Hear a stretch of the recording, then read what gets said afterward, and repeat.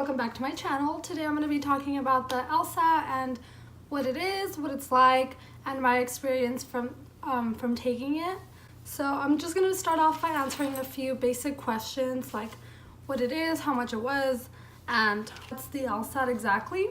So to begin with, what is the Lsat? So the Lsat is a standardized test similar to the SAT or ACT that you might have taken when you were going into college to take your undergrad. This is very similar. It's just questions that they don't have to do with the law at all. It's just a type of question to see how your critical thinking and analyzing is, or see what level you're at. Of course, law school is all about just thinking critically and reading between the lines, so they want to make sure that you're capable of doing that. So that's what the Lsat is for. Excuse me, I'm a little sick. So the Lsat will kind of measure where you're at and if law school is right for you. So like I said, it's not going to question you on anything law, anything government, like nothing like that at all. So don't worry if you don't know much about the subject, because that's what law school is for.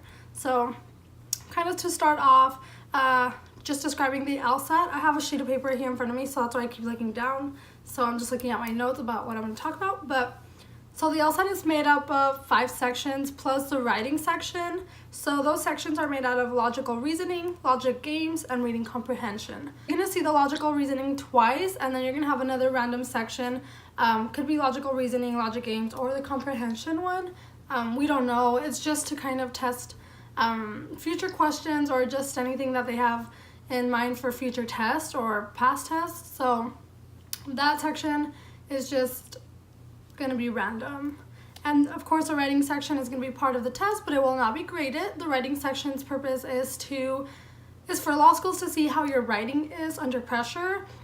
Also, I was told that the writing section's purpose was to compare your personal statements and any other letters that you wrote during your application, and to compare it to your writing sample from the Lsat. So if you're writing really good, very professional, very, I guess, high standard doing your personal statements, but all of a sudden on your writing section you're doing horrible, it's going to be a little sketchy. So they just want to see how you're doing.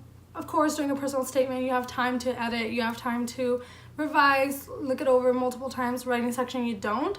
But so they're lenient about that, but they do want to see where you're at or where your writing is at.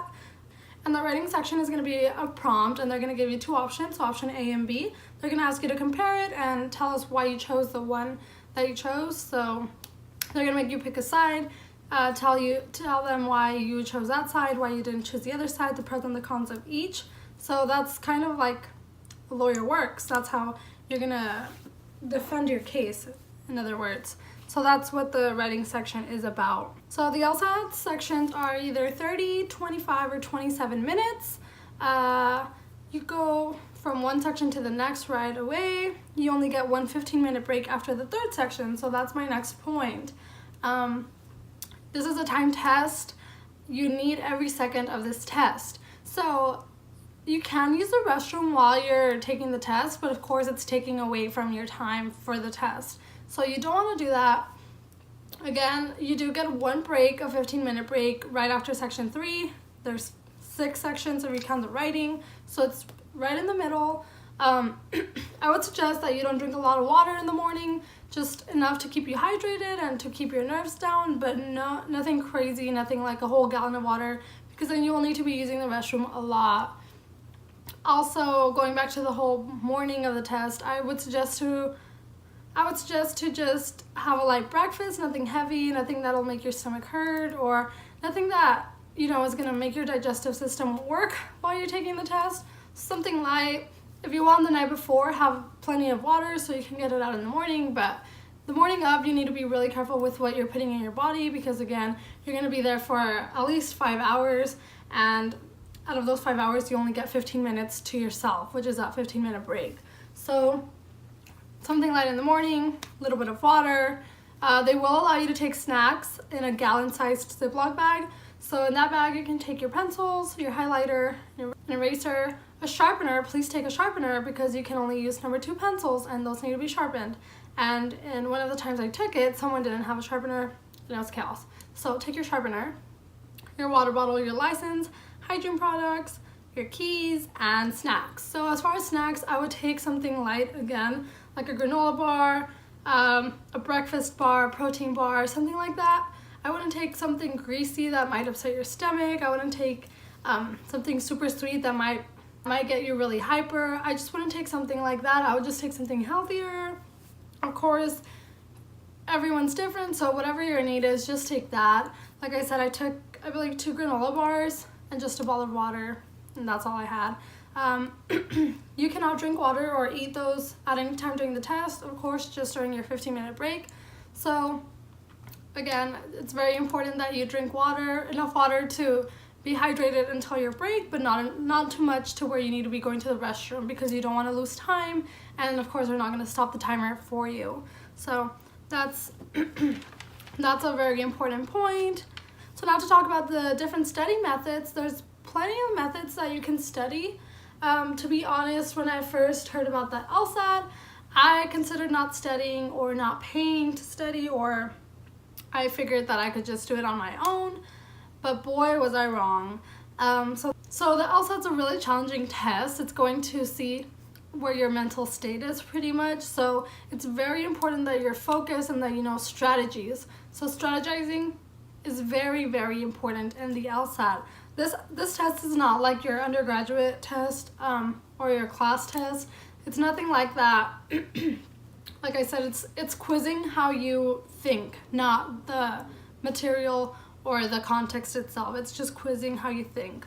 So to study, the different ways you can study for it is either a personal tutor, a class, through self-paced, and then self-study. So I think those are the only 4. Of course, there's other ways.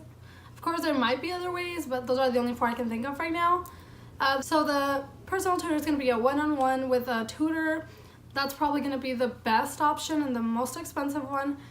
And when I say best, I mean you're going to get the most out of your money for that one, but it's definitely not the only option or the option that will get you a guaranteed 180. Like, there's other ways you can get a really good score, not a 180, but a really good score, and it's not through a personal tutor. So personal tutors go at about $2,000, maybe a little bit more.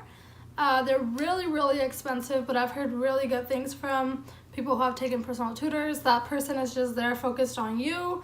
They're tailoring to your needs. They're helping you with what you need, where you're struggling. So that's of course really nice, but it's the most expensive one. So it's of course less feasible for a lot of people. The next one is the classroom setup. So I know different companies like the Princeton Review, Kaplan, there might be some more, but those are the only ones I can think of.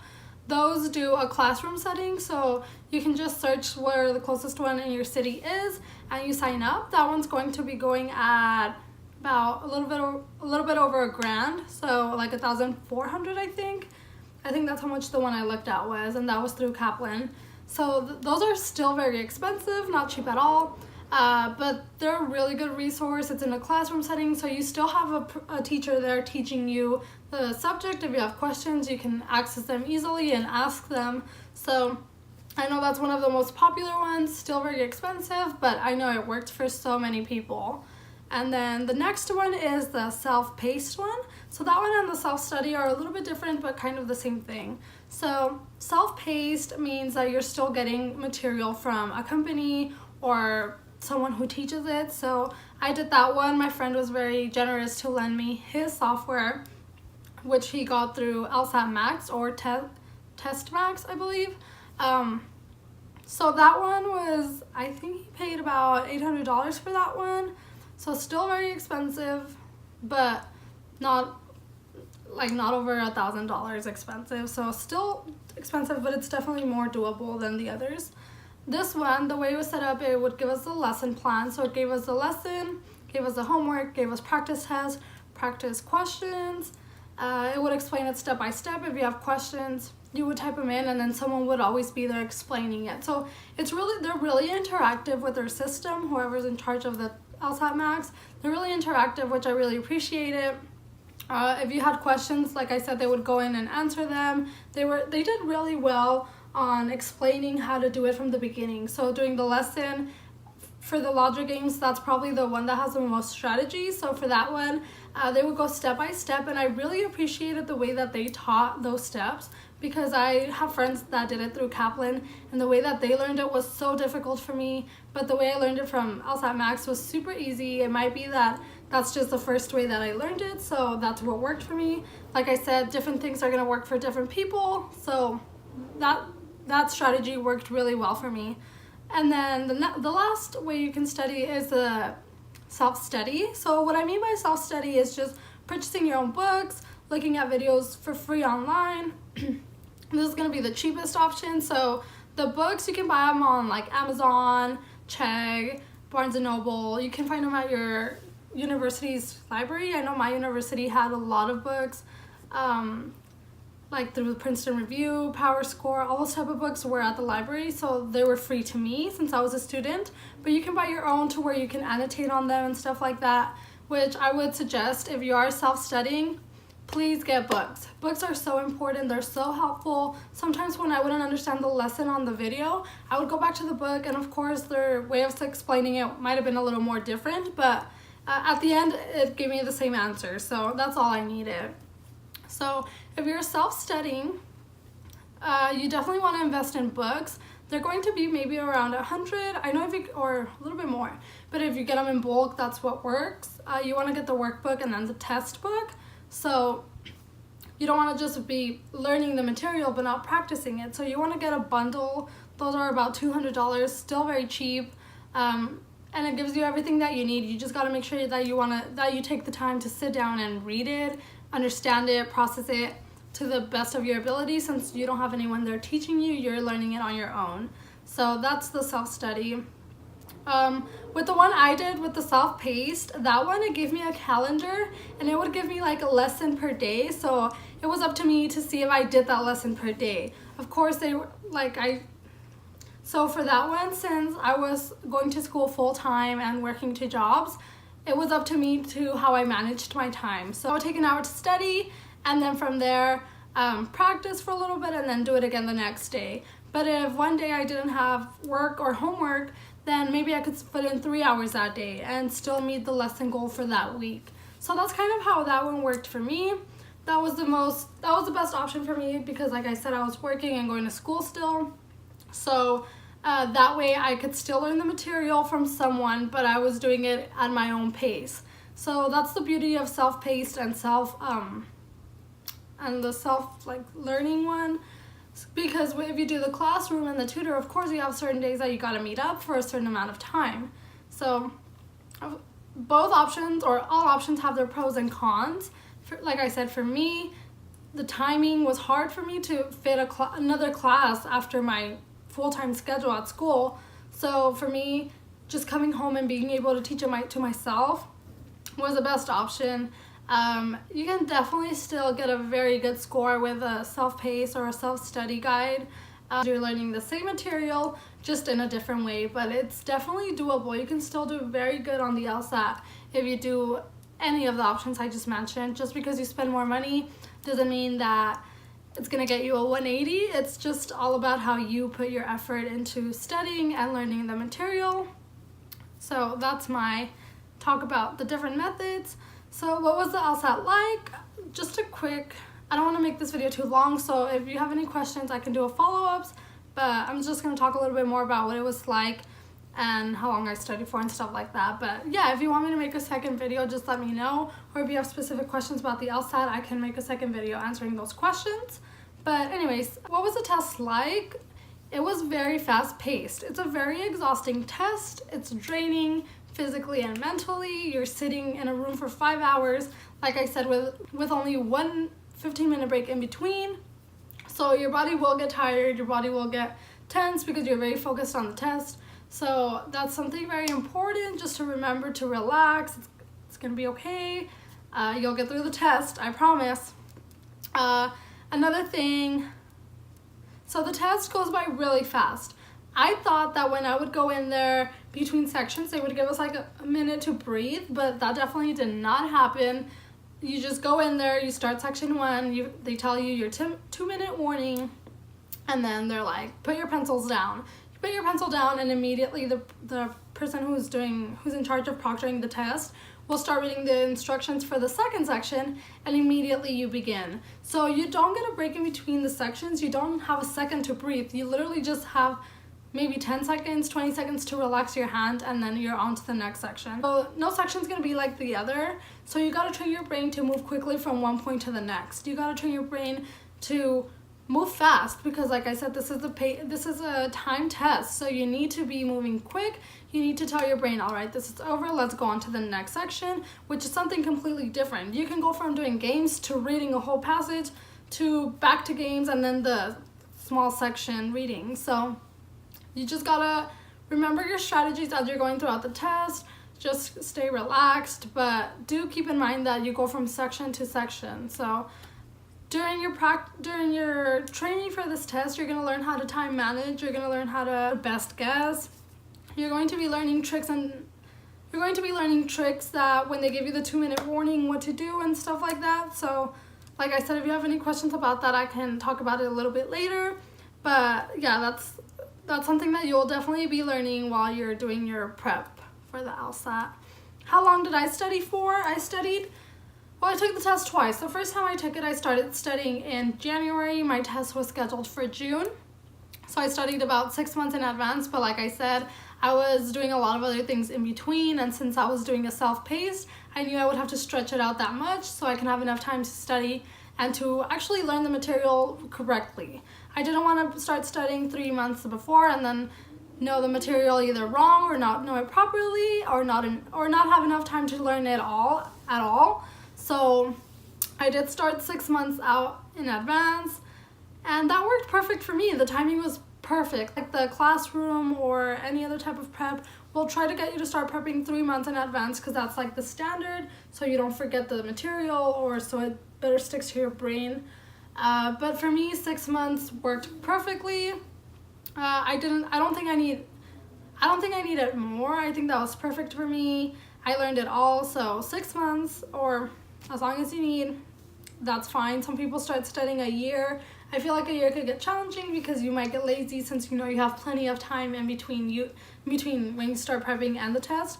So that might be a little rough, but if that's what works for you, that's what works for you.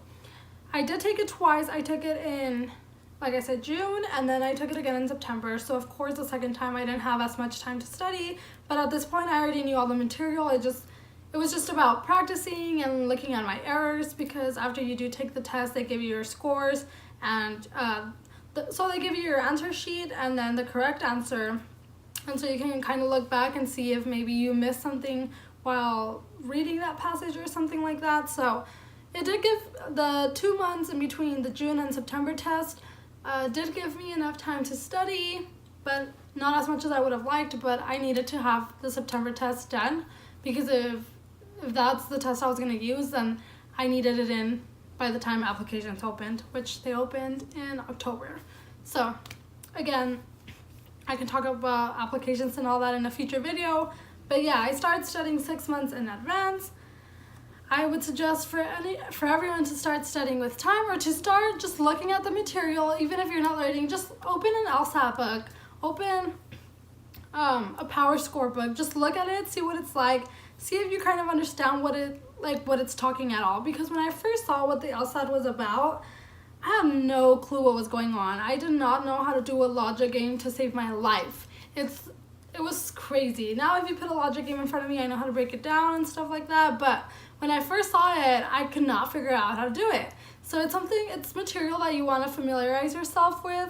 It's very important that you know the test front and back. It's very important that you actually sit down and commit to this. The Lsat is a commitment, by far one of the hardest tests I've ever taken, and I've heard that it's just a preparation for the bar, which I'm sure the bar is significantly harder, but Lsat is just what's going to get that foot in the door for law school. So if you have any other questions about the Lsat, please leave them down below. I think I am going to make a part 2, because I feel like I rushed through this video just because I don't want to make it too long, but there is still a lot more information to the Lsat that I want to share with y'all. So If you have any specific questions, please just let me know and I'll go ahead and address them in the next video.